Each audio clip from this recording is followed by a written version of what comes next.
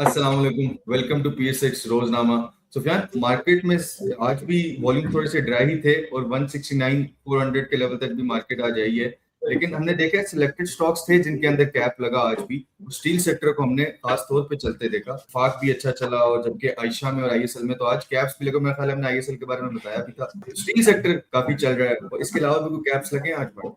बिल्कुल साहब, आज दी ऑर्गेनिक मीट को भी खैर कैप लगा है। इसके अलावा ISL का कल हमने अपने व्हाट्सएप चैनल पे भी पूरा चार्ट और पूरी प्रोजेक्शंस उसकी शेयर की थी। आज अल्हम्दुलिल्लाह कैप लगा। इसी तरीके से ट्विटर पे भी हमारे चैनल पे शेयर किया था, ट्विटर पे सॉरी ID पे ऊपर शेयर किया था। इसके अलावा आयशा स्टील की आपने बात करी तो वो भी आज कैप लगा। वो भी हमारे जो प्लैटिनम ग्रुप है और जो स्विंग विद स्टॉकिफाई है वहां पर हमारी कॉल चल रही थी स्विंग की। आज अल्हम्दुलिल्लाह उसके भी टारगेट सेट हुए, कैप लगा स्टॉक। तो ओवरऑल स्टील सेक्टर में बड़ी जबरदस्त परफॉर्मेंस है, उसको जरा फॉलो भी हम कर रहे हैं। आज मुगल की कॉल भी हमने दी है इसके अंदर स्टील सेक्टर के अंदर। तो स्टील सेक्टर में क्या है कि कुछ खबरें इस तरह की हैं, जो रूमर्स वगैरह भी चल रहे हैं, कुछ खबरें भी चल रही हैं कि बजट में कुछ टैक्स रिलीफ है for specific for the steel sector. या तो टैक्स रिलीफ है या फिर ये जो बाहर से जितना स्मगल होता है इसको कहीं ना कहीं कर्व किया जाएगा, जिससे हमारी जो लोकल इंडस्ट्री है उसको काफी फरोग मिलेगा। तो एक इंटरेस्ट हम उसी वजह से देख रहे हैं। फिर दूसरा है कि प्रॉपर्टी जो सेक्टर है उसको भी थोड़ा टैक्स कम करने की बात की जा रही है। तो अगर प्रॉपर्टी सेक्टर फरोग पाया तो वहां पे भी कुछ ना कुछ अगर डेवलपमेंट्स और कंस्ट्रक्शन वगैरह होती है तो स्टील सेक्टर की सेल्स बढ़नी है। तो ये सब समझ लीजिए कि प्री बजट रैली का एक छोटा छोटा हिस्सा चल रहा है मार्केट में। इसीलिए मेरा ख्याल है पोर्टफोलियो में भी डाइवर्सिफिकेशन होनी बहुत जरूरी है, ताकि अगर कोई और सेक्टर भी चल रहा है तो कुछ ना कुछ हद तक आपका भी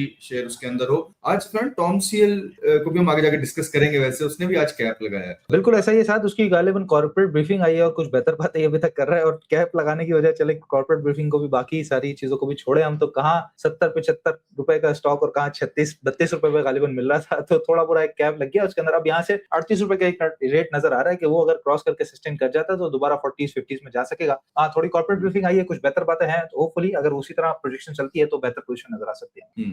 और सुफियान, टेक्निकल आउटलुक की अगर हम बात करें तो अभी चार्ट्स के ऊपर हमें क्या नजर आ रही है इंपॉर्टेंट लेवल? KC 100 के सर आज की जो मार्केट रही है वो मैं आपको जरा दिखा देता हूं। पहले तो ये जो डेली चार्ट हम लोग रोजाना देखते हैं तो इसकी पोजीशन अगर हम देखें तो ऊपर से थोड़ी सी सेलिंग आई है गालिबन 170,000 से। ठीक है, 170,000 पे मार्केट ने क्लोजिंग नहीं दी आज, 169,427 पर ऑलमोस्ट हमारा जो स्टॉप लॉस उसका जोन है उससे नीचे क्लोजिंग दी। अच्छा, पोजीशन क्या है साथ मार्केट की? कल भी मैंने आपको जो है वो 15 मिनट का चैनल दिखाया था, और आज देखें कल भी यहीं पे मार्केट प्ले कर रही थी, यहाँ पे ये मार्केट प्ले कर रही थी, और आज भी अगर आप देखें तो थोड़ा सा निकली है, उसके बाद इसी पे रेजिस्ट करती रही। और मुइज मुझे कह रहा था कि ये लाइन हटा तो मार्केट ऊपर जाए, और ये लाइन ने अपना काम सही दिखाया कि यहीं पे रेजिस्ट करती रही। तो खैर फिलहाल के लिए देखें ये छोटा सा गैप है। कल जो परसों सॉरी मार्केट एक गैप ओपनिंग खुली थी, तो ये छोटा सा यहाँ पे गैप मौजूद है। तो मोस्ट प्रोबेबली कल के दिन ये गैप फिल होकर मुझे ऐसा नजर आता है, क्योंकि परसों बजट है हमारा 12 तारीख जी, परसों बजट है हमारा, तो कल का दिन बचता है और परसों का फर्स्ट हाफ सही मानों में बचता है, जहाँ पे एक अच्छी छोटी मोटी ही सही लेकिन प्री बजट रैली या एक कहते हैं ना कि हल्की फुल्की शुरुआत वो नजर आ सकती है। तो मैं उसके लिए होपफुल हूँ। तो यहाँ पर अगर आके वापस पलटना शुरू हो 169,000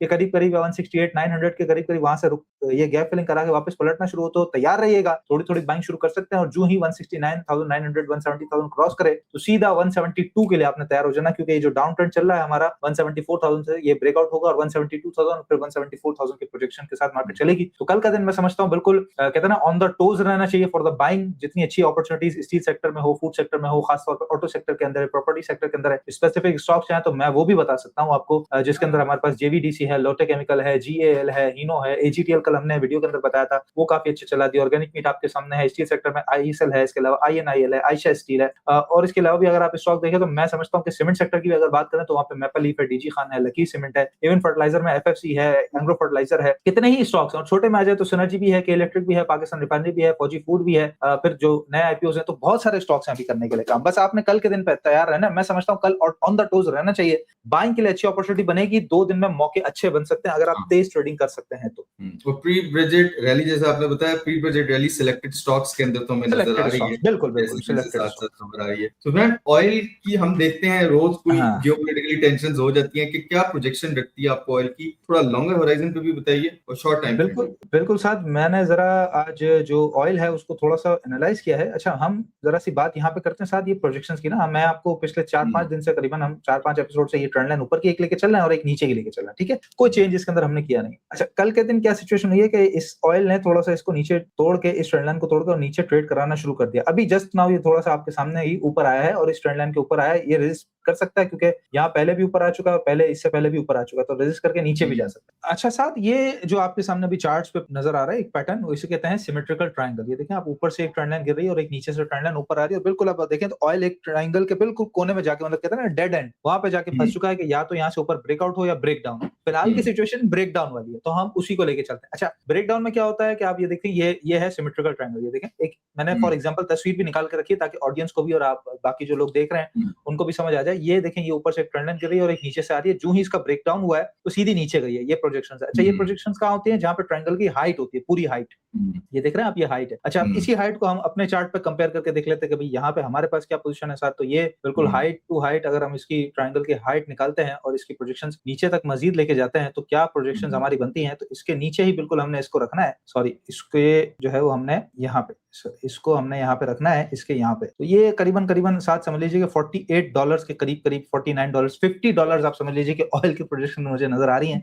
अगर तो यहाँ से कंटिन्यू रहा तो $50 भी हो सकता है, और अगर हम इस हाइट के नीचे इसको रखें तो ये करीबन $35 तक भी नजर आ रहा है, अगर तो ब्रेकडाउन कंटिन्यू रहा तो, which is a very good sign. और मोस्ट प्रोबेबली कहीं ना कहीं अगर जंग वंग खत्म हो जाती है, वॉर खत्म हो जाती है, तो फिर ऑयल तो बढ़ा ही उस चांस के ऊपर था, तो ये वापस भी नीचे आ सकता है। तो होपफुल जरूर रहना चाहिए। लेकिन मैंने जैसे कहा कि ये सारी प्रोजेक्शंस है, हतमी, मतलब कहते हैं ना हतमी नतीजा, इसके अंदर कुछ भी नहीं होता। हम अपनी सारी जितनी काम वर्किंग होती है वो करके आपको बता रहे होते हैं, इसीलिए स्टॉप लॉसेस भी होते हैं, इसीलिए रिस्क मैनेजमेंट भी होता है, ये सारी चीजें होती है। फिलहाल के लिए जो पैटर्न बन रहा है, अगर वो ब्रेकडाउन कंटिन्यू रहा तो $50 पहली प्रोजेक्शन है, लेकिन ये कल परसों तरसों अगले हफ्ते अगले महीने नहीं हो जाएगी, थोड़ा सा वक्त लग सकता है इसको।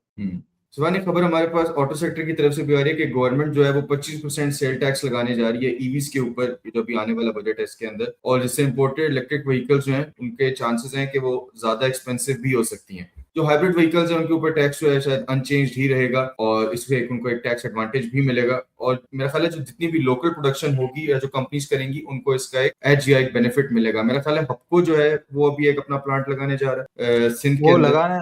वो लगाने तो जा रहा है, गालिबन शायद उसकी शुरुआत भी हो चुकी, लेकिन साथ वो अगले साल के भी बिल्कुल एंड में, यानी 2027 के सितंबर अक्टूबर की कहानी है कि वहां पे जाके उसकी जो प्रोडक्शन है कंपनी की, कमेंसमेंट जो है वो फैक्ट्री की वो शुरुआत होगी। तो अभी तक तो ये इंपोर्ट कर रहा है, और अगर इंपोर्टेड ईवीज पे टैक्स लगा दिया तो गाड़ियां महंगी हो जाएंगी इसकी। तो हपको को कहीं ना कहीं डेंट बीवाईडी को पड़ सकता है, क्योंकि अब तक उसने लोकलाइजेशन शुरू नहीं की, जो कि बेहतर बात नहीं है। काफी वक्त से कंपनी काम कर रही है। अब सामने अगर हम हाइब्रिड की बात करें तो साजगर इंजीनियरिंग और निषाद ग्रुप, ये मोटा मोटा हमें नजर आता है, जो कि जेको ग्रुप है हाइब्रिड के हवाले से। इसके अलावा रीव में दीपाल वगैरह नजर आती है, तो ये कुछ हमें बेनिफिट लेती हुई नजर आएंगी। लेकिन हपको कहीं ना कहीं आप समझ लीजिए कि अगर टैक्स लग गया तो हपको या बीवाईडी को एक डेंट पड़ सकता है। जल्द इन्हें काम करना पड़ेगा लोकलाइजेशन पे। ऐसी लोकलाइजेशन होगी तभी इस चीज का जो इंसेंटिव है वो मिल सकता है इसको। एक और खबर हमारे पास रिफाइनरी सेक्टर से आ रही है कि ग्रीन फील्ड रिफाइनरी प्रोजेक्ट जो है बलूचिस्तान के अंदर स्टार्ट होने जा रहा है। और ग्रीन फील्ड रिफाइनरी में थोड़ा सा बता भी सकूंगा, ग्रीन फील्ड रिफाइनरी वो रिफाइनरीज होती हैं जो बिल्कुल ग्राउंड जीरो से स्टार्ट होती हैं और फिर वो अपने आप को एनहांस करती हैं, बढ़ाती हैं। और जो ब्राउन फील्ड होती है वो रिफाइनरीज होती हैं जो एक्सपेंशन की तरफ जा रही होता है, अपना जो काम है उसको मजीद बढ़ाती है। डिफरेंस होता है दोनों के अंदर। ग्रीन फील्ड रिफाइनरी जो है अभी इससे जो पाकिस्तान की डिपेंडेंस है इंपोर्टेड रिफाइंड फ्यूल के ऊपर वो कम हो जाएगी, एनर्जी सिक्योरिटी भी थोड़ी सी हमारी स्ट्रेंथन हो जाएगी, और एक इंडस्ट्रियल ग्रोथ है उसको भी सपोर्ट मिलेगी। ऑफ कोर्स इसकी बेनिफिशियरीज ऑयल मार्केटिंग कंपनीज भी होंगी। जब ये लग जाती है उस प्रोसेस के अंदर तकरीबन 2000 जॉब्स हैं जो कि एम्प्लॉयमेंट प्रोवाइड करेगी ये रिफाइनरी। बट लेट्स सी ये बनती है फिर आगे जाके किस तरह चीजें इसके हवाले से लेआउट होती है। तो ऑडियंस के स्टॉक्स की तरफ चलते हैं। सबसे पहले तो टॉम सीएल है, उसको आज कैप भी लगा है। बिल्कुल ठीक है साथ, ऑडियंस के स्टॉक्स की तरफ चलते हैं। उससे पहले मैं लोगों को दोबारा रिमाइंड करा दूं, देखिए स्टॉकिफाई एक एडवाइजरी कंपनी है और ब्रोकरेज की सर्विसेज भी हम प्रोवाइड करते हैं मुनीर खानानी के साथ एफिलिएशन के। हमारा ताल्लुक मुनीर खानानी सिक्योरिटी से, हमारा एफिलिएशन है मुनीर खानानी सिक्योरिटीज के साथ। और सबसे बड़ी बात जी, पाकिस्तान स्टॉक एक्सचेंज में आप नाम सुनते होंगे शरिया कंप्लाइंट का, वो अल्हम्दुलिल्लाह स्टॉकिफाई को ही ये सहरा जाता है कि स्टॉकिफाई ही इस चीज को लेके चलिए, और अभी तक हम कंटिन्यू कर रहे हैं। तो शरिया कंप्लाइंट टोटल इन्वेस्टमेंट हमारे पास होती है, तो अकाउंट आप ओपन हमारे साथ करवा सकते हैं, जिसमें प्रीमियम व्हाट्सएप ग्रुप का एक्सेस आपको मिल जाता है। इसके अलावा ट्रेडिंग डेस्क और गाइडेंस है, जिसके अंदर मैं हूँ, साद है, इसके अलावा हफ्सा है, हसन भाई हैं, इनकी तरफ से जो है आपको असिस्टेंस 1-on-1 मिल रहा होता है, डायरेक्टली आप हमसे कनेक्टेड होते हैं। इसके अलावा कस्टमर सपोर्ट भी, और 26 लाइव जूम सेशन सालाना भी मिल जाता है आपको, सिर्फ 0313332998। तो ऑडियंस जो सवाल कर रही है अपने स्टॉक के बारे में, बिल्कुल करें, लाजमी करें यूट्यूब कमेंट सेक्शन के अंदर। लेकिन आपने डायरेक्टली मुझसे, साथ से, बाकी टीम मेंबर से सवाल करना है तो आपने अकाउंट हमारे पास या तो ट्रांसफर करवा लीजिए, खुलवा लीजिए 0313332998। तो आपके जो स्टॉक्स हैं इंशाल्लाह हम उनको आपको डायरेक्टली व्हाट्सएप पर राब्ता करके ही बताएंगे। अच्छा, आपने सवाल सर पहले स्टॉक का क्या पूछा, इफर्ट? जी सर, स्टॉक्स हम जो रिव्यू करते हैं ऑडियंस के उसकी तरफ आ जाए तो दी ऑर्गेनिक मीट अभी हम बात भी कर रहे थे, तो सबसे अच्छी बात तो ये कि साथ ये बिल्कुल चैनल चल रहा है हमारा, इसका पैरेलल चैनल, और बिल्कुल बॉटम से आज उठा है और कैप इसने लगाया है, जहां पर इनिशियल रेजिस्टेंस एरिया जो है वो करीबन 38 रुपए का, और मैं इसी के बारे में आपसे बात कर रहा था अभी शुरुआत में कि 38 का रेजिस्टेंस है वो क्रॉस कर जाए तो फिर हम आगे पोजीशन देख सकते हैं। अच्छी बात यह है कि बिल्कुल ऑल टाइम हाई जो 75-76 रुपए का था, वहां से जो एक डाउन ट्रेंड चल रहा था वो पिछले दिनों जरा साइडवेज में हुआ और आज सही मानों में इसका ब्रेकआउट हुआ, तो 38 क्रॉस कर जाए तो मैं समझता हूँ जिन्होंने नई बाइंग करनी है वो आफ्टर 38 करेंगे, जहां पर जो पहला टारगेट एरिया है वो 40 रुपीज 40 और 50 पैसे करीब करीब, और फिर चैनल टॉप 42 रुपए, और फिर उसके बाद अगर ऊपर गया तो 44 रुपीज तक करीबन करीबन आप इसको ट्रेड करके चल सकते हैं दी ऑर्गेनिक को। अच्छा ना हो और नीचे आ जाए तो फिर इंतजार करेंगे कि करीबन करीबन कोई 35 रुपीज के करीब करीब आपको मिले, तो 33.50 से नीचे का स्टॉप लॉस लगा के फिर आप वहां पे बाइंग करके इस तरह काम कर सकते हैं दी ऑर्गेनिक। इसके बाद हमारे पास ऑक्टोपस है, तो भी डिस्कस करेंगे। ऑक्टोपस, हाँ, टेक्नोलॉजी सेक्टर भी साथ काफी अच्छा चल रहा है, बड़ा अच्छा गेन दिया है इसने मई के अंदर, वैसे भी बड़ा जबरदस्त चल रहा है, बिल्कुल सही कह रहे हैं आप। अच्छा, ऑक्टोपस में साथ ये एक ऊपर से एक तो इसकी ट्रेंड लाइन गिर रही है, इसको भी जरा अगर हम चेक कर लें, ये जी बिल्कुल ये ऑलमोस्ट कह सकते हैं कि ब्रेकआउट देने की कगार के ऊपर है आज, और बेहतर बात ये है कि इसका भी इसी तरह का तकरीबन तमाम ही स्टॉक्स का जंग के बाद इसी तरह का एक अप ट्रेंड का चैनल बन रहा है और थोड़ा थोड़ा साइडवेज में अप ट्रेंड लेके चल रहा है। फिलहाल के लिए ये ट्रेंड लाइन से टकरा रहा है, 34 गालिबन क्रॉस कर जाए तो फिर आप इसको कंटिन्यू 3650 तक लेके चल सकते हैं, उसके बाद एक ब्रेकआउट होगा तो इसके भी टारगेट 42 रुपीज तक ही नजर आ रहे हैं, just like the organic meat, उसके 44 नजर आ रहे हैं, इसका 42 का टारगेट नजर आ रहा है आफ्टर क्रॉसिंग 34।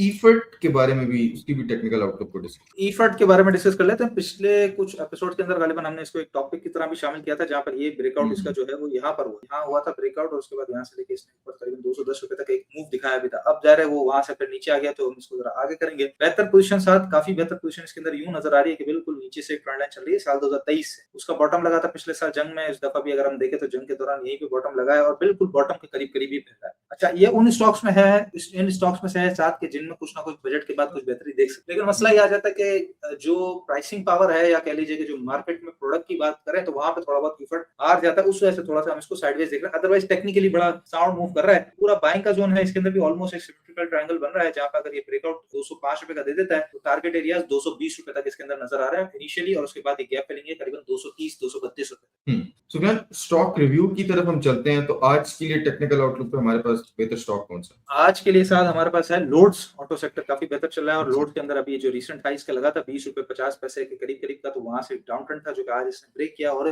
विद वॉल्यूम्स और तगड़े वॉल्यूम के साथ इसने ब्रेक किया। साथ जो आरएसआई वो भी वापस आ गया है। सबसे अच्छी बात है कि जो साइड का चैनल इसका चल रहा है पैरेलल चैनल, वो उसके अंदर भी बिल्कुल बॉटम से उठा है फिलहाल, जहां पे जिसका जो टॉप नजर आता है वो करीबन करीबन 16 रुपए 70 पैसे से लेके 17 रुपए तक नजर आता है। अच्छा, बेहतर बात क्या हुई है साथ, ये ईमा 100 है। अच्छा, ईमा 100 पे पिछली दफा भी यहाँ पे गालिबन थोड़ा सा टकरा गया था, आज इसने इससे ऊपर क्लोजिंग दे दी, तो फिर भी थोड़ा सा 14.25 एक रेट ध्यान में रख लें, 14.25 क्रॉस कर जाए, अगर कल क्रॉस करके खड़ा रहे तो बाइंग करेंगे, इसको कंटिन्यू करेंगे 17 रुपए तक, और अगर ना करे और थोड़ा नीचे आ जाए तो फिर नीचे करंट रेट से लेके नीचे करीबन आप समझ लीजिए कि 13.70 13.80 तक बाइंग करेंगे, जहां पे शिफ्ट स्टॉप लॉस आज का जो लो है 13.40 उससे नीचे का 13.30 13.35 13.25, बस ये आपका स्टॉप लॉस होगा कि चैनल भी टूट जाएगा, डाउन ट्रेंड के अंदर वापस आ जाएगा, तो फिर वो पोजीशन खराब हो जाएगी। अभी तक पोजीशन आज के दिन के हिसाब से बहुत अच्छी, बहुत साउंड नजर आ रही है। पर अभी जुम्मे वाले दिन बजट भी आ रहा है, तो चीजें और ज्यादा डिफाइन हो जाएंगी, मार्केट को मजीद डायरेक्शन भी मिल जाएगी, उम्मीद है आगे सीज़फायर भी हो जाए, ऑयल की प्राइसेस भी जैसे सुफियान ने प्रोजेक्ट की अगर नीचे आ जाती है तो हमारे इकोनॉमी के लिए भी बहुत अच्छा होगा और मार्केट के लिए भी ये चीज बुलिश होगी। कोशिश कीजिए सिलेक्टेड स्टॉक्स के अंदर ही काम करें, जब तक बजट आता है चीजें मजीद डिफाइन होंगी तो चीजें ज्यादा क्लैरिटी की तरफ आएंगी और रैली मार्केट में एक्सपेक्ट कर सकते हैं। ये था आज का PSX रोजनामा, उम्मीद आपको पसंद आया होगा। कोई भी आपका सवाल हुआ कमेंट्स में जरूर ड्रॉप कीजिएगा, हम डिस्कस करेंगे। इंशाल्लाह आपसे मुलाकात होगी कल रोजनामा के अंदर। तब तक के लिए मुझे और सुफियान को इजाजत दीजिए। अल्लाह हाफिज।